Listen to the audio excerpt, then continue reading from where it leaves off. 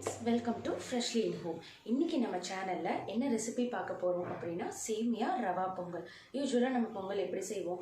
பச்சரிசியையும் பாசிப்பயிரையும் செய்வோம். பட் இன்னைக்கு ரவையும் சேமியாவும் வச்சு நம்ம ஒரு பொங்கல் செய்ய போறோம். இந்த ரெசிபி பாத்தீங்கன்னா சட்டுன்னு ரெடி ஆயிரும். ஆபீஸ் போறவங்க காலையில பொங்கல் சாப்பிடணும்னு ஆசைப்பட்டீங்கன்னா இந்த ரெசிபியை குயிக்கா செஞ்சு முடிச்சிடலாம். அட் தி சேம் டைம் ரொம்பவே டேஸ்டா இருக்கும்.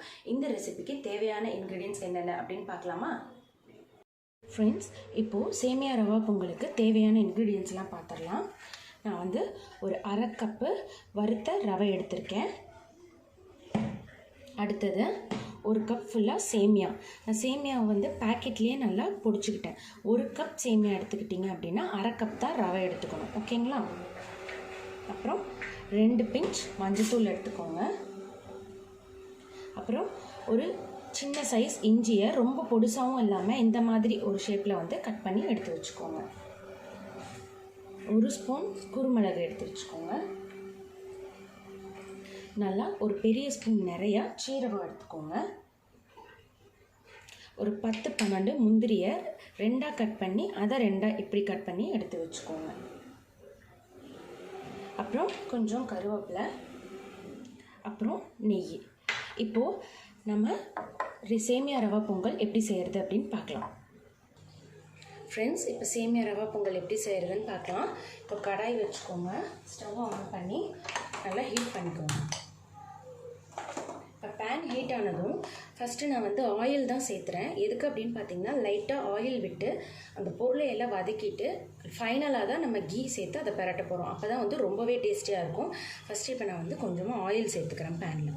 பாருங்கள், லைட்டாக 1 ஸ்பூன் தான் நான் வந்து ஆயில் சேர்த்துருக்கேன். 1 ஸ்பூன் 1.5 ஸ்பூன் ஆயில் சேர்த்துங்க போதும்.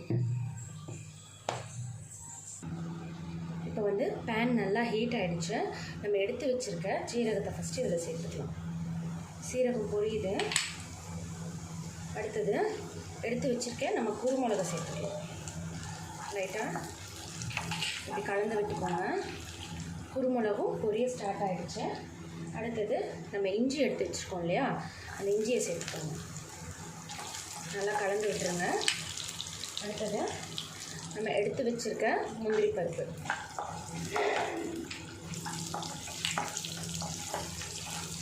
நல்லா வந்து முந்திரி பருப்பு கோல்டன் ப்ரௌன் ஆகட்டும், அது வரைக்கும் வெயிட் பண்ணிக்கோங்க.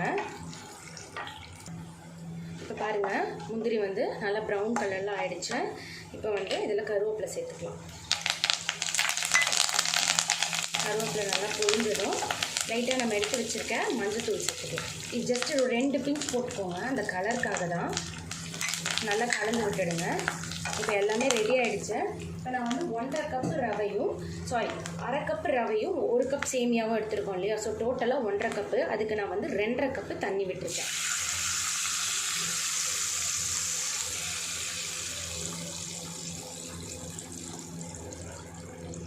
இப்போது 2.5 கப்பு தண்ணி நான் விட்டுட்டேன். இப்போ இது நல்லா கொதிக்கட்டும். இப்போ இதுக்கு தேவையான அளவு நம்ம உப்பு சேர்த்துக்கலாம்.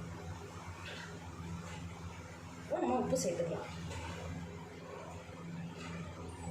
டேஸ்ட்டு பார்த்துட்டு அதுக்கப்புறமா நீங்கள் திரும்ப சேர்த்துக்கோங்க. இதை நல்லா கலந்து விட்டுருங்க. இப்போது இதை ஒரு லிட்டு போட்டு நம்ம மூடி வச்சிடலாம். இப்போ இது கொதிக்கிற வரைக்கும் நம்ம வெயிட் பண்ணலாம்.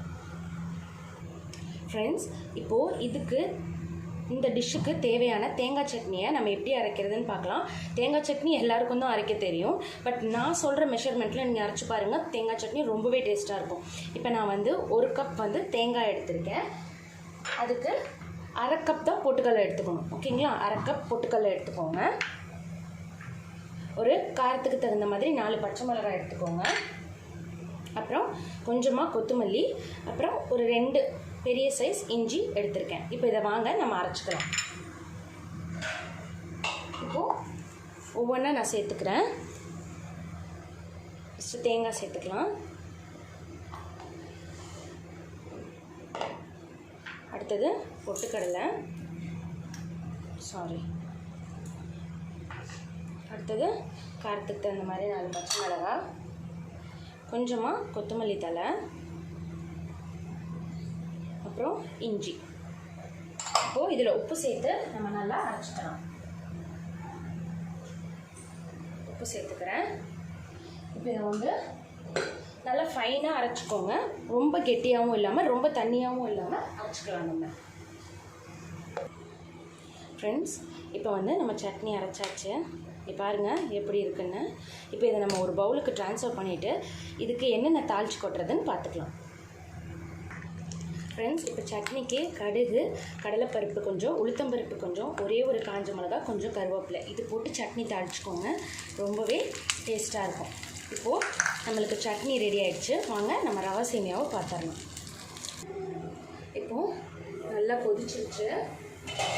இப்போ ஃபஸ்ட்டு நம்ம ரவையை சேர்த்துக்கலாம். இப்போ நம்ம ரவையை கொஞ்சம் கொஞ்சமாக சேர்த்துக்கலாம். இப்படி லைட்டாக கொட்டை கொட்டை இப்படி கிளறிக்கோங்க. ஓகேங்களா?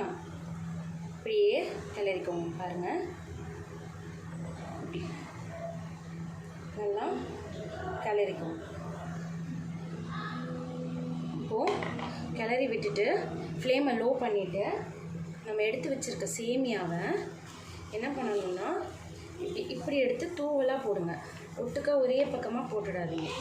இப்படி எடுத்து தூவலாக சேர்த்துக்கோங்க. ஓகேங்களா? இப்போ இதை நம்ம கிளறி விட்டுக்கலாம். பாருங்கள், இப்போ ஒன்றோட ஒன்றா நல்லா கிளறி விட்டுக்கோங்க. எல்லா பக்கமும் ஒன்றோட ஒன்றா சேர்த்து நல்லா கிளறிக்கலாம். தண்ணி பாருங்கள் கரெக்டாக இருக்குது. எந்த பக்கமும் கட்டியும் இல்லை பாருங்கள். அப்படியே சாஃப்டாக இலகலாக இருக்குது. ஸோ இப்போ நல்லா கலந்து விட்டாச்சு. இப்போ இது ஒரு 2 மினிட்ஸ் வந்து நம்ம லிட்டு போட்டு க்ளோஸ் பண்ணிக்கலாம். சிம்லேயே ஃப்ளேமை வச்சுட்டு இது ஒரு 2 மினிட்ஸ் வந்து நம்ம சிம்மில் வச்சு லிட்டு போட்டு க்ளோஸ் பண்ணிக்கலாம். இப்போ 2 மினிட்ஸ் ஆயிடுச்சு. பாருங்கள் எவ்வளோ அழகாக இலகலாக வந்திருக்குன்னு. இப்போ நம்ம என்ன பண்ணணும்னா இதில் நான் ஒரு 2 ஸ்பூன் நெய் சேர்த்துக்கிறேன். ரொம்ப நல்லாயிருக்கும். இல்லை உங்களுக்கு நெய் ஜாஸ்தின்னு தோணுச்சுன்னா நீங்கள் கம்மி பண்ணிக்கோங்க. இப்போ இதை லைட்டாக இப்படி பண்ணி விட்டு இலக விட்டு கிளறிக்கோங்க. நீ பாருங்கள் எதுலேயுமே அப்படியே ஒட்டாமல் வரும், ஹல்வா மாதிரி. பாருங்கள் எப்படி வந்திருக்குன்னு. ரொம்ப டேஸ்ட்டாக இருக்கும். நீங்கள் இதை ட்ரை பண்ணி பார்த்துட்டு எப்படி இருக்குன்னு எனக்கு மறக்காமல் கமெண்ட் பண்ணுங்கள். ஓகேங்களா? ரொம்ப டேஸ்ட்டாக இருக்கும். நம்ம நார்மலாக சாப்பிட்ற பொங்கலை விடவே இது ரொம்பவே டேஸ்ட்டாக இருக்கும். நீங்கள் ட்ரை பண்ணி பாருங்கள். ஓகேங்களா? இப்போ பொங்கல் ரெடி ஆகிடுச்சு. நம்ம ஸ்டவ்வை ஆஃப் பண்ணிக்கலாம். ஒரு 2 மினிட்ஸ் லிட்டு க்ளோஸ் பண்ணி வச்சுட்டு அதுக்கப்புறமா நீங்கள் வந்து சர்வ் பண்ணிக்கோங்க. வாங்க சர்வ் பண்ணுறது எப்படின்னு பார்க்கலாம். ஃப்ரெண்ட்ஸ், நம்ம சேமியா ரவா பொங்கலும் தேங்காய் சட்னியும் ரெடி ஆகிடுச்சு. எப்படி இருக்குன்னு டேஸ்ட் பார்க்கலாம்.